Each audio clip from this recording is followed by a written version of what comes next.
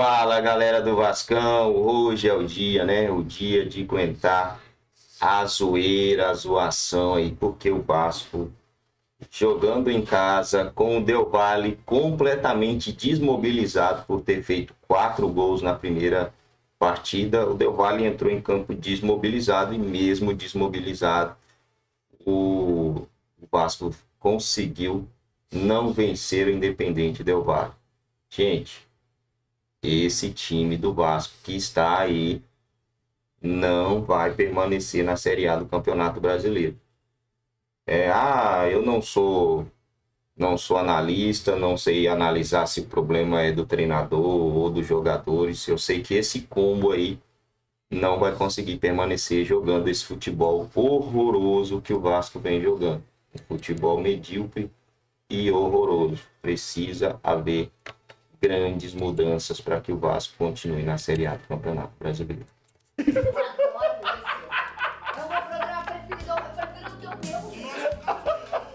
Tô de luto, cara. Olha só o que eu tenho que passar, cara. Assim, cara, eu já não sei mais o que falar, cara. Assim... Fica pra lá. Esse cavalo é sensacional, cara.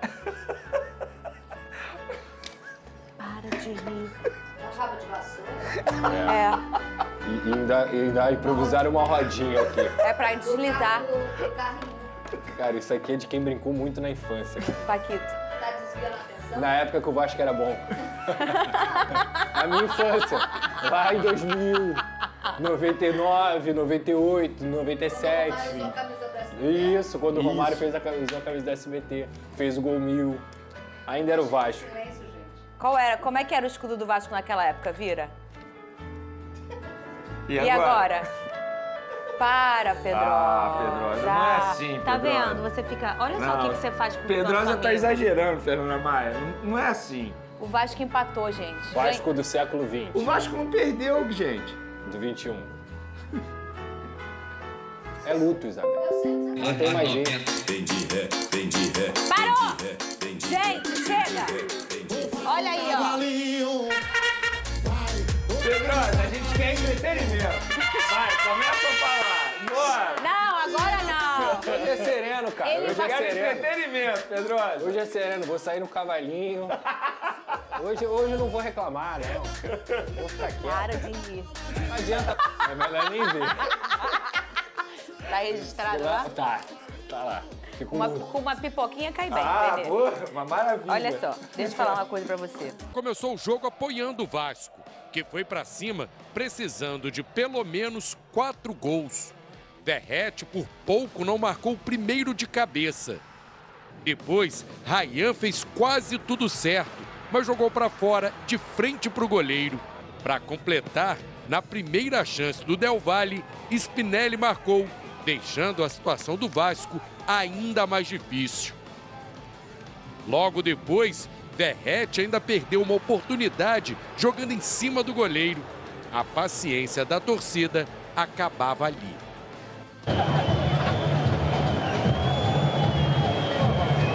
A gente só pode pedir desculpa, não tem muita coisa para falar essa hora, é trabalhar para que os resultados venham nas próximas competições. No segundo tempo, o Vasco empatou com Verrete, mas ficou longe do placar que precisava para chegar às oitavas de final da Copa Sul-Americana. O torcedor quer ganhar, faz muito tempo que aqui não se gana nada, estamos na ilusão. A bola não quis entrar por uma coisa, por outra, bateu na trave, na defesa do goleiro, mas não é desculpa. É o que eu falo, se hoje é um responsável que a gente não fez um gol no primeiro tempo ou 2, eu acho que eu assumo essa responsabilidade. A reta final da partida foi marcada por mais protestos da torcida em São Januário, principalmente contra o zagueiro João Vitor e o presidente Pedrinho.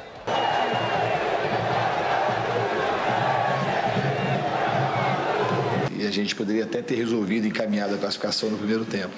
Em relação às vaias, eu acho que elas são normais. Não é por conta do que o time tem feito, eu acho que é por conta dos resultados e do histórico recente também do Vasco. O Vasco se despediu da Copa Sul-Americana na noite desta terça-feira após empatar com o Independente Del Valle por 1-1 aqui no estádio de São Januário, no Rio de Janeiro. O time havia perdido a primeira partida do confronto lá em Quito, no Equador, por 4-0. Precisava então vencer por pelo menos 4 gols de diferença para levar a definição da vaga para a disputa de pênaltis. Só que no final do primeiro tempo, uma ducha de água fria nos vascaínos. O argentino Spinelli fez 1-0 para o time equatoriano. No segundo tempo, o atacante Verratti chegou a empatar para a equipe brasileira, mas ficaram faltando os 4 gols que manteriam o Vasco com chances de classificação para as oitavas de final da competição. O Del Valle passa, o Vasco se despede e agora tem o Campeonato Brasileiro e a Copa do Brasil nesta temporada para dar uma resposta à sua torcida. Flávio Vinick, de São Januário, no Rio de Janeiro, para o SBT News. Manter a cabeça erguida, olhar para frente, que a gente ainda tem muita coisa pela frente aí, é continuar trabalhando e buscar evoluir os resultados o mais rápido possível. Eu vou dizendo assim, vai, ou vai no cavalinho, vai,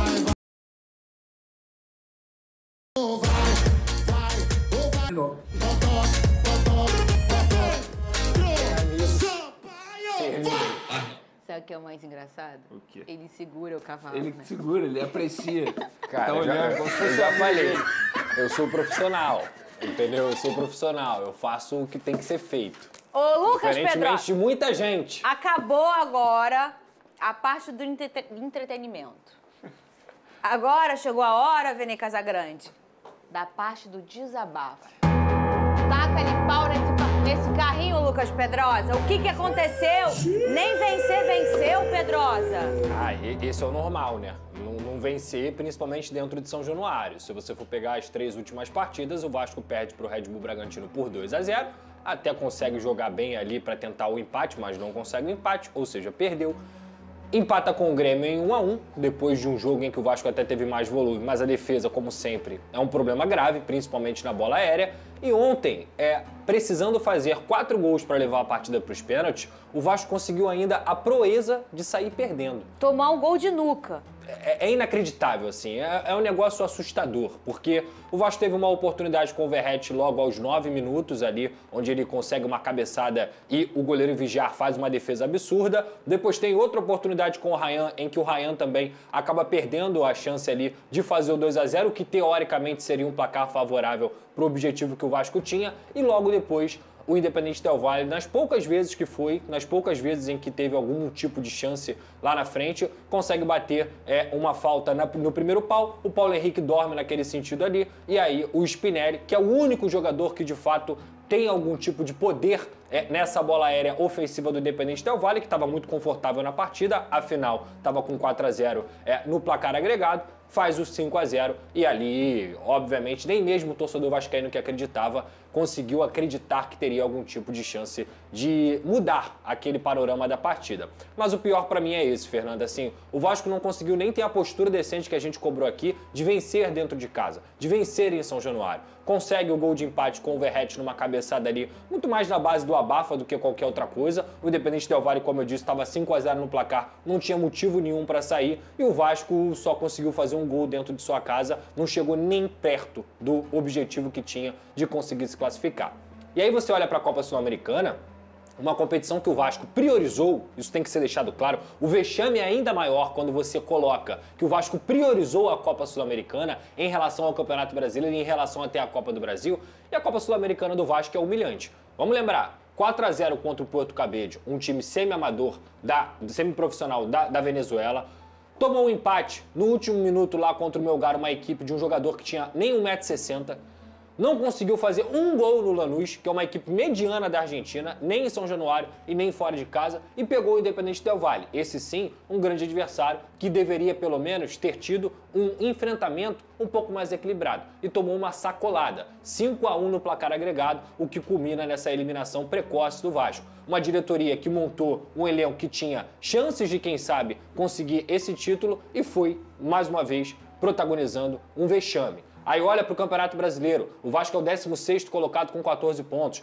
pontuação de Z4, porque o Santos está com o mesmo ponto e está na 17ª colocação. O Vasco pega o Internacional no próximo domingo. Olha para a Copa do Brasil, está classificado, mas se classificou porque o Léo Jardim conseguiu pegar 3 pênaltis num momento decisivo dentro de casa, o que é, obviamente, passar no sufoco. A gestão de futebol da gestão Pedrinho, digamos assim, ela é horrorosa. Ela é uma humilhação para o torcedor. E ontem em São Januário a gente viu isso, os protestos xingando o presidente, os protestos da torcida, pouca gente, inclusive, em São Januário. Por quê? Porque não tem mais sinergia. O campo, ele não consegue responder ao que a torcida faz. E a torcida, coberta de razão, tá de saco cheio. Tá de saco cheio de ver o João Vitor, que inclusive debocha da torcida do Vasco, não só no jogo contra o Equador na primeira partida, mas ontem na entrevista que ele deu na Zona Mista. João Vitor, o que você acha que pode fazer pelas vaias? Posso fazer nada. Pode fazer sim, João Vitor. Pode ter respeito pela camisa do Vasco da Gama. Eu vou lembrar aqui, lembra do Léo Pelé? Que falhava constantemente. Toda a entrevista que o Léo Pelé era questionado sobre as falhas dele, ele tinha hombridade de reconhecer e o respeito que ele tinha com a camisa do Vasco era muito grande. Eu não tô falando que o Léo Pelé tem que voltar ou que ele era bom pro Vasco. Não tô falando isso. Tô falando sobre a postura, que é a postura de jogador que ganha quase R$1 milhão por mês, que custou 40 milhões de reais pros cofres do Vasco e falha jogo sim, falha jogo não. Falha jogo sim, falha jogo sim também. Então, João Vitor, você tem que entender o lugar que você está, a camisa que você está vestindo. Assim como não só você, mas todo o grupo de jogadores que são protagonistas de desastres nos últimos 2 anos com a camisa do Vasco. Nesse ano, a gestão do Pedrinho é mais uma vez protagonista também de um vexame. E o Fernando Diniz, que está aí há 11 jogos, também tem sua parcela de culpa nas insistências, nas teimosias que ele continua colocando. Diniz ontem disse que o time evoluiu. Como que evoluiu? Se fez a melhor partida do ano contra o São Paulo e tomou 8 gols em 4 partidas e fez apenas 2. Que evolução é essa, Diniz? É finalizar 30 vezes enquanto o adversário finaliza 3 e consegue sair com o mesmo resultado no placar? O Vasco não está evoluindo em nada. O Vasco é um clube que hoje é mal gerido, é um clube que hoje tem um autoritarismo por parte da diretoria e que precisa ser humilde o suficiente, como eu coloquei lá no tweet, para vir para o torcedor e falar assim: torcedor, desculpa. Torcedor, humildemente eu tenho feito o meu máximo, mas o meu máximo não tem dado certo. Desculpa, eu preciso de vocês. Porque se o Vasco da Gama, independentemente de quem vier como reforço, o que for fazer, perder o maior reforço, que é a sua torcida, o ano acabou. Diretoria tem que aparecer. Pedrinho tem que aparecer. Felipe tem que aparecer, porque o torcedor não aguenta mais ser saco de pancada. Ô, Vene Casagrande, eu acho que no momento o maior retoque é exatamente esse, né? É a torcida escutar o presidente, mesmo que um pedido de desculpas ou qualquer coisa parecida, para tentar essa reaproximação. Porque ontem o Pedrosa trouxe nesse telão e foi muito preciso. Tá fragmentando aí essa união, esse match tão perfeito que é a torcida do Vasco com o Vasco, independentemente de onde esteja o Vasco, na Série B, na Série A. E isso tá fragmentando, isso tá destroçando, a torcida tá ficando cansada. Porque ela vai mesmo cansada, ela apoia mesmo cansada, porque ela sabe da importância dela na história do Vasco, é o maior patrimônio. Mas agora isso está se quebrando e é a pior coisa que poderia acontecer, Vene Casagrande. O que aconteceu? O JVzinho, o Vasco não ganhou o Pedrosa. Aí é uma zoaçãozinha, uma foto, ele segurando um papel com o número 6, né, Vene Casagrande, no placar do Vasco da Gama. Um beijo para esse menino que participa sempre aqui com a gente. Mas, ô Vene Casagrande, é um momento, assim, talvez um dos mais críticos da história do Vasco nos últimos tempos, assim. Da história do Vasco, eu acho até, né? É até difícil a gente cravar isso, porque a gente está falando de um Vasco da Gama que vive num momento ruim já há muito tempo. Inclusive, eu sempre falo isso aqui no programa. A gente não pode normalizar vexames no Vasco da Gama. Estamos falando de uma instituição enorme. E, infelizmente, a gente vê jogadores, inclusive jogadores do atual elenco, normalizando esse tipo de situação. Para mim, a entrevista do João Vitor ontem pós-jogo é um deboche com o torcedor do Vasco. E eu concordo com tudo que o Pedrosa falou, tudo mesmo. Sobretudo num ponto que eu ia tocar aqui no programa. O Vasco priorizou essa competição, o que causa essa eliminação ainda pior, ainda mais vergonhosa, digamos assim. Porque foi vergonhosa. Eu não concordo nem um pouco com o Fernando Diniz na entrevista coletiva quando ele disse que o Vasco jogou até mesmo para se classificar, para fazer o resultado que era justo. Beleza, Fernando Diniz. No jogo de ida, se o Del Valle tivesse botado as bolas na rede, que teve oportunidade, poderia ter sido até 10, 11-0. É porque o Léo Jardim novamente fez uma grande partida. Então não adianta no futebol. Ele tem que olhar o que está acontecendo nesse momento. E ele sim é culpado, embora ele tenha... ele chegou há pouco tempo ao Vasco da Gama, mas ele tem sim sua parcela de culpa. Eu vou bater na tecla, não faz o menor sentido ele manter João Vitor na zaga como titular, sendo que é um jogador que não vem desempenhando nada dentro de campo e fora de campo tem mostrado uma postura que assim, não tem como o torcedor abraçar a causa. E colocar o Hugo Moura na zaga sabendo que essa alternativa não dá certo, é uma teimosia, é assim que a gente classifica. Então não adianta passar pano para o Fernando Diniz só porque ele acabou de chegar. Ele é um dos culpados, sim. Também concordo com o Pedrosa que o presidente Pedrinho precisa botar a cara a tapa nesse momento. Ele precisa vir a público e não dar uma explicação ao Pedrosa, ao Venê, à Fernanda, ao SBT. É uma explicação ao torcedor, sim, que vem sofrendo já há muito tempo. E sobre a relação torcida e time, não tem relação. Acabou. Quem foi ontem ao estádio não foi achando que teria uma classificação. Eu acho que foi muito mais... Tanto é que no segundo tempo teve protesto, torcedor virado de costas, teve gente indo embora cedo. A torcida do Vasco não age dessa maneira. A gente sabe que a torcida do Vasco carrega esse time já há muito tempo. Então, a partir do momento que você perde seu principal reforço, que é o estádio, que é a torcida, o Pedrinho precisa se preocupar, os dirigentes precisam se preocupar e o Fernando Diniz também precisa se preocupar. Isso pra mim, eu tô falando isso desde ontem, isso pra mim é o que mais me preocupa, tá? Não trouxe um zagueiro, não não encaixou o Diniz aí, não é nada disso. A maior preocupação é essa ruptura, esse desgaste latente da torcida com o Vasco. Porque se a gente for olhar para os últimos anos, São Januário é o maior reforço do Vasco. Jogar ali é a esperança. A torcida do Vasco é uma torcida, não sei se você de casa que não é Vasco já teve a oportunidade de assistir de perto a torcida do Vasco. A torcida do Vasco é uma torcida incansável. Ela canta o jogo inteiro. E a gente está falando de um Vasco que ficou nos últimos anos, várias vezes esteve na Série B. Várias vezes um ano ficou lá e não saiu de lá. E quem trouxe de volta foi a torcida. E que mesmo assim, em 1 hora, esgota todos os ingressos de São Januário. Então, de fato, ali é uma fortaleza. Ali é um ambiente em que o vascaíno e o Vasco tem a esperança. E que tem um respeito. O jogador que vai jogar no Vasco sabe o que é, porque ele já foi de outro time e já jogou contra o Vasco em São Januário. E sabe o que aquela torcida faz. A maior esperança para mim, enquanto pessoa que é espectadora de futebol, que tem amigos vascaínos, que o meu marido é vascaíno, a família toda dele é a torcida do Vasco. E ver que nesse momento isso está rompido me preocupa muito, Pedrosa. Sim. Mais do que qualquer outra coisa nesse assunto todo. E tá rompido, Fernanda. É por isso que eu falei aqui. Não adianta aparecer só quando vence. Não adianta querer aparecer só quando as coisas estão boas. Enquanto a diretoria não tiver, a palavra é essa, tá? A humildade de reconhecer e pedir desculpas ao torcedor. Por que você acha, Fernanda, que o torcedor quer ficar massacrando o Pedrinho, que é ídolo do Vasco? Quer ficar massacrando o Felipe, que é ídolo? O torcedor não quer isso, gente. O torcedor, no fundo do coração dele, ele tá assim... Puta merda, eu torci tanto pra esses caras me deram tantas alegrias e eles conseguem fazer essa gestão desastrosa à frente do Vasco da Gama. É uma coisa que o torcedor fica chateado lá no fundo da sua alma. Então, não tem outro caminho, Fernanda. De verdade, de coração, se eu fosse o gestor de comunicação do Vasco, eu ia falar, Pedrinho, senta aqui.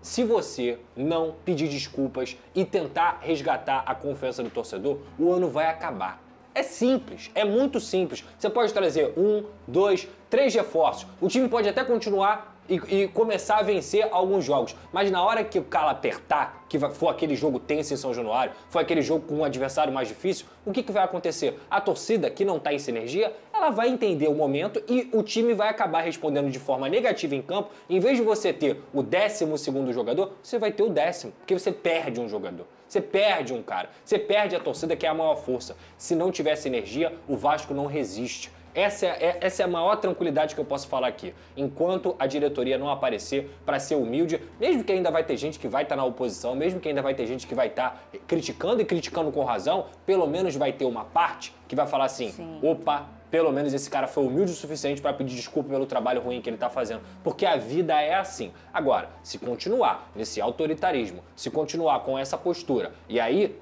abrange muita coisa, né? Essa postura de não se falar com a torcida, o Fernando Diniz de insistir nas teimosias, a diretoria de não entregar reforços, que é muito necessário entregar reforços, principalmente no setor defensivo. Se a diretoria tá pensando que o ataque que é o problema, o ataque do Vasco, desculpa, para mim não é um problema não. O Vasco produz. Falta entrar aquela bola, falta realmente o Verratti ter um pouco mais de capricho depois dessa volta. O problema é lá atrás. O problema é a quantidade de gol que o Vasco toma. Porque escala uma montanha para poder fazer gol, e aí a montanha do adversário ela é sempre menor. O adversário consegue fazer gol assim no Vasco. E aí o que acontece? Você toma gol, desmorona mentalmente, tem que escalar uma montanha ainda maior, e o resultado é sempre o mesmo. Aí o Fernando Diniz chega lá na coletiva, porque o time jogou bem, porque o time produziu, e se, o torcedor não aguenta mais se.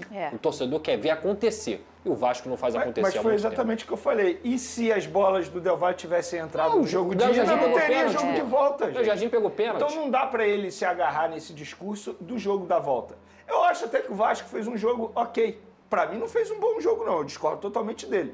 Porque, assim, você perder gol também faz parte do jogo. Claro. Se você não botou a bola na rede, é sinal que você não performou bem. Então, assim, ele não venceu o Del Valle em 180 minutos, gente.